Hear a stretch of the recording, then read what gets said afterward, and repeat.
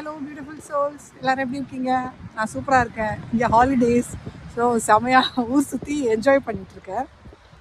அப்போ எனக்கு இன்றைக்கி உங்ககிட்ட இந்த டாபிக் பேசணும்னு தோணுச்சு. கேட்டிருந்தாங்க என்கிட்ட கமெண்ட்டில், how to align and balance the spiritual and materialistic world. இந்த ரெண்டுத்தையுமே, நம்மளோட இந்த ரெண்டு வேர்ல்டையுமே வந்து எப்படி பேலன்ஸ் பண்ணுறது அப்படின்னு சொல்லி கேட்டிருந்தாங்க. இந்த ஜேர்னியில் வரும்போது ஸ்பிரிச்சுவாலிட்டி என்னன்னு தெரியாது. அப்போ வந்து நம்ம ரொம்ப கன்ஃபியூஸ் ஆகும். பட் ஒன்ஸ் ஸ்பிரிச்சுவாலிட்டியில் டச் பண்ணிட்டோம் அப்படின்னா அதுக்கப்புறம் மெட்டீரியலிஸ்டிக் வாழ்க்கையை வாழறதுக்கு பயப்பட ஆரம்பிப்போம். எனக்கு நிறைய இடத்துல கன்ஃபியூஷன் வந்துச்சு. ஏன்னா நம்ம வந்து அது பண்ணக்கூடாது, இது பண்ணக்கூடாது அப்படின்னு சொல்லி யாரும் வந்து நம்மளை பயங்கரமாக கெடுத்து விட்ருக்காங்க. ஸோ இந்த வீடியோ ஒரு ஐ ஓப்பனராக இருக்கும் அப்படின்னு நான் நினைக்கிறேன். There is nothing that is stopping you from living your materialistic world. ஆனால் மெட்டீரியலிஸ்டிக் வேர்ல்டில் எப்போதுமே நீங்கள் எதுக்காக பண்ணுறீங்க, இன்டென்ஷன், அந்த ஒரே ஒரு விஷயம் மட்டும்தான். முன்னாடி நீங்கள் பண்ண விஷயங்களும் இப்போ நீங்கள் பண்ணுற விஷயங்களும் சேமாக தான் இருக்கும், அதில் வித்தியாசம்லாம் கிடையாது. ஆனால் இன்டென்ஷன் டிஃப்ரெண்ட்டாக இருக்கும். ஃபார் எக்ஸாம்பிள், நீங்கள் முன்னாடியும் வந்து உங்களுக்கு காஸ்ட்லியான ஐட்டம்ஸ் இல்லை பிராண்டட் பொருள் இதெல்லாம் வாங்கிக்கிறீங்கன்னு வச்சுக்கோங்களேன். இப்போ வந்து மெட்டீரியலிஸ்டிக் வேர்ல்டில் இதெல்லாம் வந்து செமையான ஒரு செலவு இல்லை திமிரு அப்படிங்கிற மாதிரி ஆளுங்க பார்ப்பாங்க இல்லையா? ஸ்பிரிச்சுவல் வேர்ல்டில் வரும்போது என்ன சொல்லுவாங்க, இதெல்லாம் மாயை, இந்த மாதிரி விஷயங்களை எல்லாம் வந்து நம்ம தேடி போகிறதெல்லாம் வந்து ரைட் சோல்ஃபுல் பாத் கிடையாது அப்படின்னு. பட் நான் வந்து அதை நம்பலை. நான் என்ன சொல்கிறேன் அப்படின்னா, நமக்கு எது பிடிக்குதோ அதை கண்டிப்பாக நம்ம வந்து தேடி அதை வந்து நம்ம சொந்தமாக்கிக்கணும், தப்பே கிடையாது. ஆனால் அன்றைக்கும் நான் சொன்னேன், அதை நான் எதுக்காக பண்ணுறேன், என்னோட மெட்டீரியலிஸ்டிக் வாழ்க்கையில் ஸ்பிரிச்சுவல் அந்த அம்சம் வந்து அதில் இருக்கணும். ஸ்பிரிச்சுவல்னால் என்ன, சோல் அலைன்டு. என் சோலோட தாட் ப்ராசஸ் எப்படி அங்கே இருக்கணும் அப்படின்னா, this is making me happy. என்னோட இந்த ஹியூமன் ஃபார்முக்கு அது சந்தோஷத்தை கொடுக்குது, அதுக்காக நான் அதை வாங்குகிறேன். அது வாங்குறதுக்கு என்கிட்ட காசு இருந்தால் மட்டும்தான் நான் வாங்குவேன். அதுக்காக நான் போய் கடனை வாங்கி இல்லை மற்றவங்களுக்குலாம் எதுவுமே செய்யாமல் இருக்கிற காசை கொண்டு போய் அந்த விஷயத்தில் வேஸ்ட் பண்ணிவிட்டு அந்த மாதிரி பண்ணால் தட் இஸ் நாட் சோல்ஃபுல். ஆனால் உங்களுக்கு அபண்டன்ஸ் கடவுள் கொடுத்துருக்காரு, அந்த அபண்டன்ஸ்லேருந்து உங்கள் சந்தோஷத்துக்கு எதுனாலும் வாங்குங்க, தப்பே கிடையாது. மாங்க் மாதிரி வாழ வேண்டிய அவசியமே நமக்கு கிடையாது. நிறைய பேர் வந்து ஸ்பிரிச்சுவாலிட்டியை தப்பாக சொல்லி கொடுக்குறாங்க. என்னோட கருத்தில் அது தப்பாக சொல்லி கொடுக்குறாங்க. அவங்களுக்கு மேபி அதுதான் கரெக்டாக இருக்கலாம். நான் யாரையும் வந்து அவங்கெல்லாம் தப்பு, நான் கரெக்ட் அப்படின்னு சொல்ல வரல. பட் ஸ்பிரிச்சுவாலிட்டியில் ஒரு பயத்தை உருவாக்குறாங்க. நார்மலான ஒரு வாழ்க்கையை வாழறதுக்கு மனுஷங்களுக்கு பயம் வந்துடுது. அதுக்கப்புறம் எனக்கு நிறைய இடத்துல நான் வந்து கொஞ்சம் நல்லா அசண்ட் ஆனதுக்கப்புறம் நார்மலாக வாழ ஆரம்பிச்சிட்டேன். பல இடத்துல வந்து நான் வந்து மறந்துடுவேன் நான் ட்வின் ஃப்ளேம் ஜேர்னியில் இருக்கேன் அப்படிங்கிறது.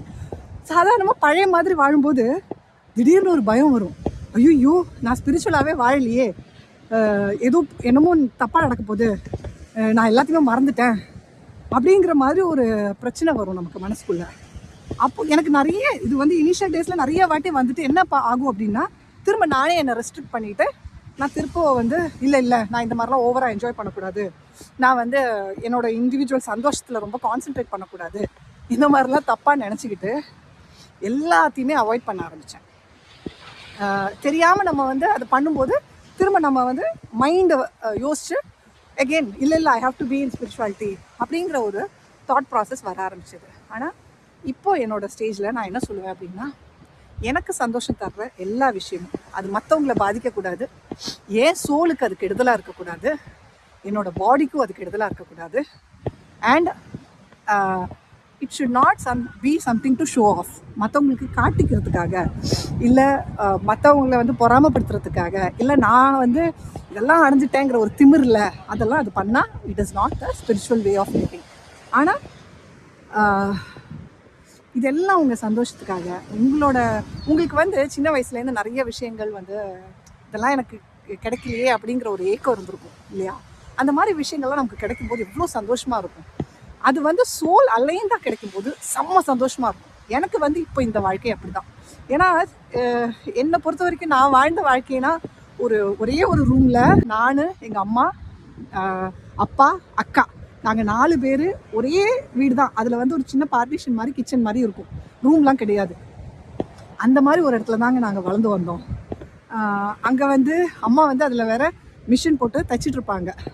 She was the wonderful woman. அது she is a toxic person நான் சொன்னாலும் அவங்க ரொம்ப ஸ்ட்ராங் லேடி. அவங்க தான் வந்து எங்களை லைஃப்பில் வந்து இன்றைக்கி நான் வந்து நானாக இருந்து பேசுகிறதுக்கு ஒரு ரொம்ப தியாகம் பண்ண ஒரு லேடி அவங்க.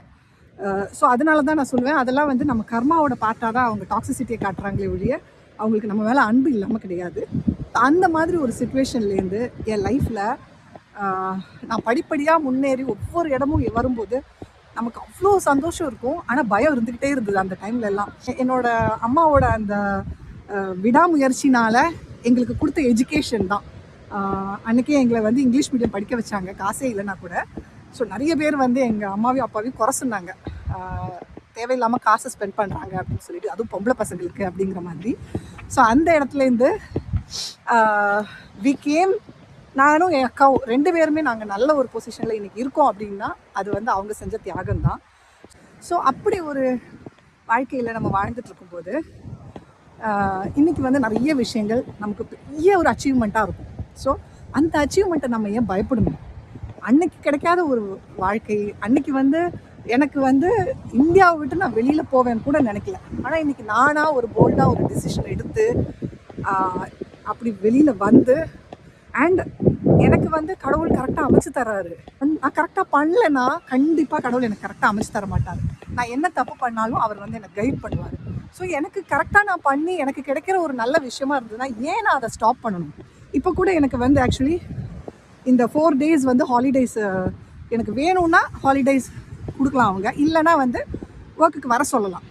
பட் வந்து ரொம்ப ஒர்க் இல்லாதனால வர வேண்டாம் அப்படின்னு சொல்லிட்டாங்க. அப்போ ஃபஸ்ட்டு எனக்கு கஷ்டமாக இருந்துச்சு ஏன் அப்படி சொன்னாங்க அப்படின்னு. பட் உடனே நான் யோசித்தேன், தட் மீன்ஸ் கடவுள் வந்து என்கிட்ட 4 நாள் போய் என்ஜாய் பண்ணு, செம்மையாக ஒர்க் பண்ணிட்டு தானே இருக்கேன் அப்படின்னு சொல்லியிருக்காரு. ஸோ நான் என்ன பண்ணிட்டேன், அழகாக இந்த மாதிரி இது இப்போ பீச் ஓரமாக வந்திருக்கேன். ஸோ புக் பண்ணிவிட்டு கேசல் பீச்சு அப்படி இப்படின்னு ஜாலியாக சுற்றி அந்த சோலை வந்து ரொம்ப சந்தோஷப்படுத்திக்கிட்டே இருக்கேன். I feel so happy. எனக்கு பிடிச்ச விஷயம்லாம் வாங்கி சாப்பிடுவேன், எனக்கு பிடிச்ச மாதிரி ட்ரெஸ் பண்ணிப்பேன், என்னையே நான் ரொம்ப நல்லா பார்த்துப்பேன். என்னை யாருமே பார்த்துக்க வேண்டாம். ஏன்னா எத்தனை கஷ்டப்பட்டாலும் எனக்கு ஒரு விஷயம் புரிஞ்சிருச்சுங்க, நான் என்னை பார்த்துக்கிற மாதிரி யாராலையும் என்னை பார்த்துக்க முடியாது. அவங்க எவ்வளோதான் ட்ரை பண்ணாலும் முடியாது. ஏன்னா என்னை பார்த்துக்கணுன்னா ஐ எம் ஸோ ப்ரெஷியஸ். திமிரா சொல்லலை, ஐ எம் ஸோ ப்ரெஷியஸ். அந்த ப்ரெஷியஸ்னஸோடு என்னை பார்த்துக்கணும் அப்படின்னா அவங்க சோல் வந்து ரொம்ப ஹையர் எனர்ஜியில் இருக்கணும். நான் வந்து அதனால் எப்போதுமே நான் என்னை பார்த்துக்கும் போது தான் எனக்கு ரொம்ப சந்தோஷம் கிடைக்கும். மற்றவங்கள்ட்ட எதிர்பார்ப்பு வைக்கும் போதெல்லாம் வந்து we just fall into pain. So soul அலைண்டாக வாழறதுக்கு பயப்படாதீங்க. There is nothing difficult at all. எப்போதுமே வந்து செல்ஃப் டாக் பண்ணுங்கள். எது கரெக்டு எது தப்பு அப்படிங்கிறத நம்ம புரிஞ்சுக்கணும். அதில் வந்து புரிஞ்சுக்கணும் அப்படின்னா என்ன பண்ணணும், டெய்லி கிரவுண்டிங் பண்ணுங்கள், இந்த மாதிரி நேச்சருக்கு வாங்க, மெடிடேஷன் முடிஞ்ச அளவுக்கு மெடிடேஷன் பண்ணுங்கள். ஏன்னா அது வந்து ரொம்ப ஹெல்ப் பண்ணுவோங்க. அந்த மெடிடேஷன் பண்ண முடியல அப்படிங்கிறவங்களுக்கு எல்லாருக்குமே வந்து கிரவுண்டிங் அண்ட் நேச்சர் உங்களை ரொம்ப ஹெல்ப் பண்ணும். அந்த 2 விஷயத்த மறந்துடாதீங்க. ஸோ தட் உங்களுக்கு எது தப்பு எது ரைட்டு அப்படிங்கிறத தானாக உங்கள் இன்ட்யூஷனே சொல்லித்தரும். அதே மாதிரி வித் பீப்புள், இப்போ வந்து நான் மெட்டீரியலிஸ்டிக் வாழ்க்கையில் நம்ம வந்து பொருட்களை பற்றி சொன்னேன். வித் பீப்புள் நான் சொல்கிறேன், people will have different kind of attitude. ஒவ்வொருத்தங்களுக்கு ஒவ்வொரு விஷயம் இது கரெக்டு அது கரெக்டு அப்படிங்கிற மாதிரி இருக்கும். So when you are living a spiritually aligned life, அதாவது சோலோட கரெக்டான ஒரு வேலை நீங்கள் வாழும்போது டெஃபினெட்லி உங்களுக்கு நிறைய இடத்துல ட்ரிகர்ஸ் வரும். அது வந்து இனிஷியலி ட்ரிகர்ஸாக வரும், அதுக்கப்புறம்லாம் சிரிப்பாக தான் வரும். நமக்கு ட்ரிகர்ஸாகவே வராது, அவங்க பேசும்போதே நமக்கு தெரியும். அங்கே எல்லாம் அதை வந்து தட்டி விட்டு போயிட்டே இருக்கிறதுக்கு தான் நம்ம வந்து கற்றுக்கணும். எனக்கு வந்து ஆஃபீஸில் வந்து நல்லா காசிப் பண்ணுவாங்க. நான் அவங்களை கேவலமாக சொல்லலை. பீப்புள் ஹியூமன் பீயிங்ஸோட டெண்டன்சி அது, அண்ட் தே ஃபீல் ஹாப்பி அதை பற்றி பேசும்போது. ஸோ என்கிட்ட வருவாங்க காசிப்க்கு. எனக்கு வந்து காசிப்க்கு முன்னாடிலாம் என் பக்கத்தில் யாராவது வந்து காசிப் பண்ணாங்க அப்படின்னா எனக்கு பிடிக்காது. ஆனால் வந்து நம்ம இந்த மாதிரி என்கிட்ட பேசாதீங்க அப்படின்னு சொல்லிட்டு அவங்கள ஹர்ட் பண்ணிவிடுவேனே அப்படின்னு நினச்சிட்டு நான் பேசாமல் கேட்டுட்ருப்பேன். அதை அப்படியா, ஐயோ அப்படி பண்ணாங்களா, ஓகே அப்படின்னுவேன். அவங்க கூட வந்து சேர்ந்து பேசலைனா கூட அப்படி பண்ணாங்களா அப்படிங்கிற மாதிரி பேசுவேன் நான். ஆனால் இப்போ எப்படி தெரியுமா, இந்த மாதிரி விஷயத்த வந்து என்கிட்ட சொல்லுவாங்க. உடனே நான் வந்து அப்படின்ட்டு உடனே இந்த ட்ரெஸ்ஸு சூப்பராக இருக்குது, எங்கே வாங்கினேன் அப்படிங்கிற மாதிரி அந்த பிளேட்டையும் மாற்றி வேறு விஷயத்துக்கு கொண்டு போயிடுவேன். அதில் என்னென்னா 1-2 வாட்டி நீங்கள் இந்த மாதிரி வேறு ஏதாவது டாபிக் போட்டு பாருங்களேன், அவங்களுக்கு புரிஞ்சிடும் இந்த பர்சனுக்கு காசிப் பிடிக்காதுன்னு. ஆனால் நீங்கள் வந்து அவங்கள்ட்ட பாசிட்டிவான ஒரு விஷயத்த தான் சொல்கிறீங்க, அவங்கள பெருமையாக தான் சொல்கிறீங்க. பொய்லாம் சொல்ல வேண்டாம், நிஜமாகவே உங்களுக்கு அவங்கள பிடிச்ச ஒரு விஷயத்த சொல்லுங்கள். அப்போது அந்த பர்சனுக்கும் ஒரு பாசிட்டிவ் திங்கிங் வரும், நம்மளை வந்து தப்பாகவும் நினச்சிக்க மாட்டாங்க. ஸோ ஸ்லோலி காசிப்னா தீப்தி கிடையாது அங்கே அப்படியே அவங்களுக்கு புரிஞ்சிடும். என்கிட்ட வந்து காசிப் பண்ண மாட்டாங்க, குறையெல்லாம் வந்து சொல்லுவாங்க. குறை சொல்லும் போதும் ரீசெண்ட்லி நான் ஒரு எக்ஸாம்பிளாக சொல்கிறேன். என்கிட்ட வந்து இந்த மாதிரி ஆஃபீஸ்லலாம் எப்படி இருப்பாங்க, ஓவர் ஒர்க் பண்ண வைப்பாங்க, நிறைய விஷயங்கள் அநியாயமாக நடக்கும், சில பேருக்கு பார்ஷியாலிட்டி, இந்த மாதிரி விஷயங்கள்லாம் நடக்கும். அப்போ வந்து முன்னாடிலாம் இதுக்கெல்லாம் எனக்கும் கோபம் வரும், ரோஷம் வரும், என்னடா இப்படிலாம் பண்ணுறாங்க அப்படின்னு தோணும். பட் இப்போ வந்து நான் வந்து குவைட்டாக இருந்துருவேன். நான் எப்போதுமே they are showing there character. அவங்க சோலுக்கு அலைன்டாக அவங்களால வாழ முடியல, அவங்களோட இன்செக்யூரிட்டிஸில் அவங்க ஆப்ரேட் பண்ணுறாங்க அப்படின்னு நான் விட்டுருவேன்.